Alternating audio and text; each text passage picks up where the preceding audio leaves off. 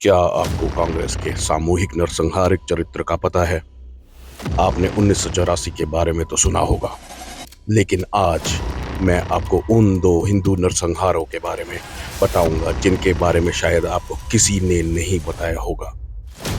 कांग्रेस ने 1984 से पहले भी कम से कम 2 बार हिंदुओं का नरसंहार किया था। कई हजार हिंदुओं को अपनी घृणा की बलि चढ़ाया। आइए जानते हैं आगे इस वीडियो में।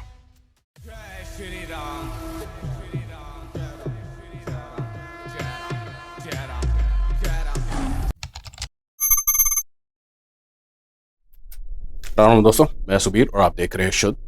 आज मैं कांग्रेस की 3 जनरेशन्स के बारे में आपको बताऊंगा कि कैसे हर जनरेशन ने हिंदुओं के मूल विनाश को बढ़ावा दिया है और कैसे सामूहिक नरसंहार मतलब कैसे हिंदुओं का मास जेनोसाइड किया है। इससे पहले हम आगे बढ़ें, प्लीज इस वीडियो को पॉज करके शेयर करिए, लाइक करिए और मेरे चैनल को सब्सक्राइब करिए, मुझे सपोर्ट मिलेगी। शायद आपको इन सामूहिक नरसंहारों के बारे में पता हो या शायद नहीं पता हो। आप कमेंट करके बताइए आपको पता था या नहीं। तो चलिए इस वीडियो को कंटिन्यू करते हैं। चलते हैं सन 1948 में। कांग्रेस में जवाहरलाल नेहरू की सरकार थी। 30 जनवरी 1948 को स्वर्गीय श्री नाथूराम गोडसे जी ने मोहनदास का वध किया था, मोहनदास करमचंद गांधी का। मोहनदास के वध के बाद नेहरू के नेतृत्व में कांग्रेस के गुंडों ने बदला लेने की ठानी और उनको रोका भी नहीं गया। गोडसे जी चेतपावन ब्राह्मण थे। नेहरू के नेतृत्व में महाराष्ट्र में चुन चुनकर 8,000 चेतपावन ब्राह्मणों का नरसंहार किया गया। कई माताओं और बहनों का बलात्कार किया गया।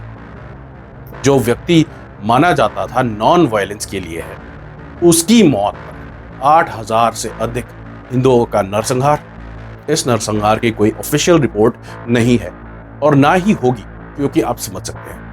कहते हैं 8,000 केवल एक एस्टिमेट है और असल आंकड़े इससे कई अधिक हैं। यह था आजाद भारत का और आज के गांधी परिवार का पहला कांग्रेसी नरसंहार।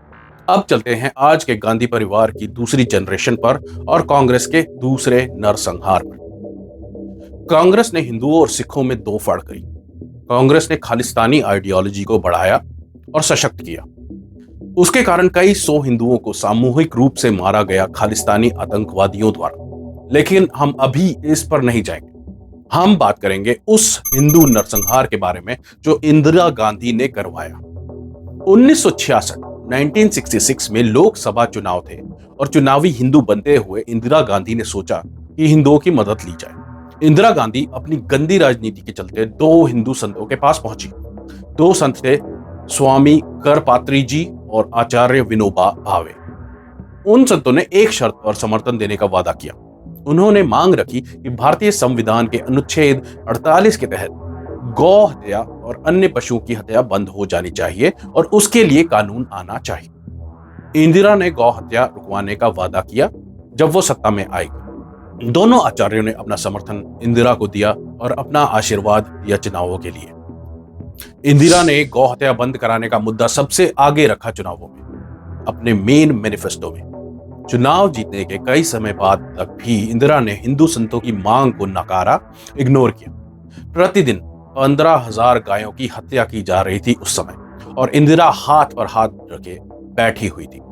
इस प्रकार के धोखे से व्यथित होकर 7 लाख साधुओं ने दिल्ली में गाय हत्या या गौ हत्या के खिलाफ प्रदर्शन किया। शंकराचार्य ने इस प्रदर्शन को आशीर्वाद दिया था। इसका नेतृत्व वीएचपी और भारतीय जनसंघ कर रहे थे। भारत की तब की प्रधानमंत्री इंदिरा गांधी ने गौ हत्या रोकने से इनकार कर दिया। उन्होंने कहा, मैं गाय रक्षकों के सामने नहीं झुकूंगी। I will not cow down to cow savers. सोचिए किस प्रकार की घृणा हिंदुओं के लिए और किस प्रकार का झूठ हिंदुओं से। 7 नवंबर 1966 को 10,000 साधुओं ने दिल्ली के पार्लियामेंट में प्रदर्शन करा, लेकिन उन्हें रोका गया। दिल्ली में 5 लाख साधुओं ने प्रदर्शन किया था, जिन्हें लाठीचार्ज, आंसू गैस और गोलियों से रोका गया। 5,000 से अधिक संतों को गोलियों से भून दिया गया। गोलियां चलाने के ऑर्डर इंदिरा ने खुद सीधे गृह मंत्री गुलजारी नंदा को दिए थे। उसके अलावा हजारों साधुओं के शव ट्रकों में डाल डालकर दिल्ली के बाहर सामूहिक रूप से जला दिए गए। उन्हें संस्कार का सम्मान तक प्राप्त नहीं करने दिया। ऐसा नरसंहार और निरादर हमारे हिंदू संतों का। प्रतिवाद में उस समय पुरी शंकराचार्य स्वामी करपात्री जी महाराज और महात्मा रामचंद्र वीर ने अनशन शुरू किया, लेकिन सरकार ने 166 दिनों तक कुछ नहीं किया। इसके बजाय इंदिरा गांधी ने बेहद चालाकी से एक बेकार समिति बनाई ताकि नेताओं को अपना उपवास खत्म करने के लिए मजबूर किया जा सके। इस समिति ने एक भी रिपोर्ट प्रस्तुत नहीं की। इसके बजाय हजारों लोग गिरफ्तार करे गए, लेकिन स्वामी करपात्री जी महाराज ने इंदिरा गांधी को 5000 साधुओं की हत्या के लिए शापित किया। उन्होंने कहा, तुम उसी तरीके से मरोगी जिस तरीके से तुमने निर्दोष साधुओं को मारा था।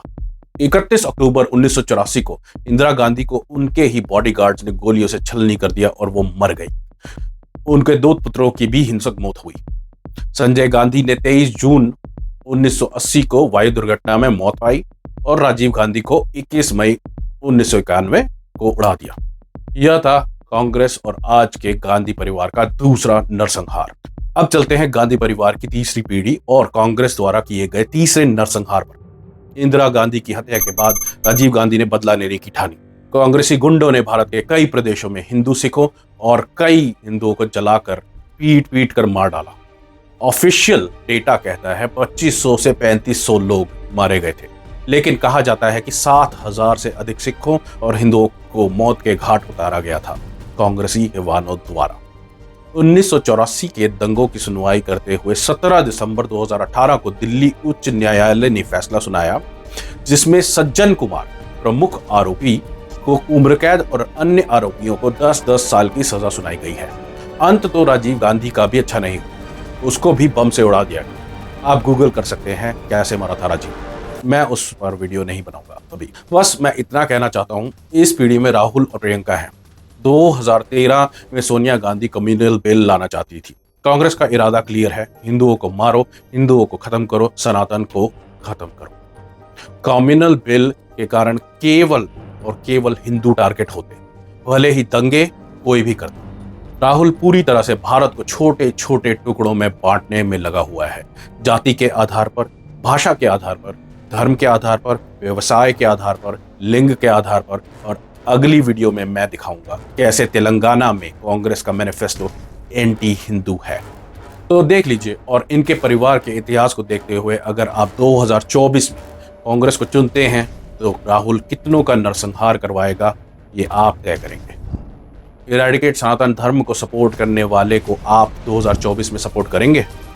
मैं तो नहीं करूँगा। कोई हिंदू कांग्रेस के साथ खड़ा है तो वो सनातन के समूल विनाश के साथ खड़ा है। इसी के साथ मैं अपनी वाणी को विराम दूंगा। राम राम, जय श्री राम, जय हनुमान।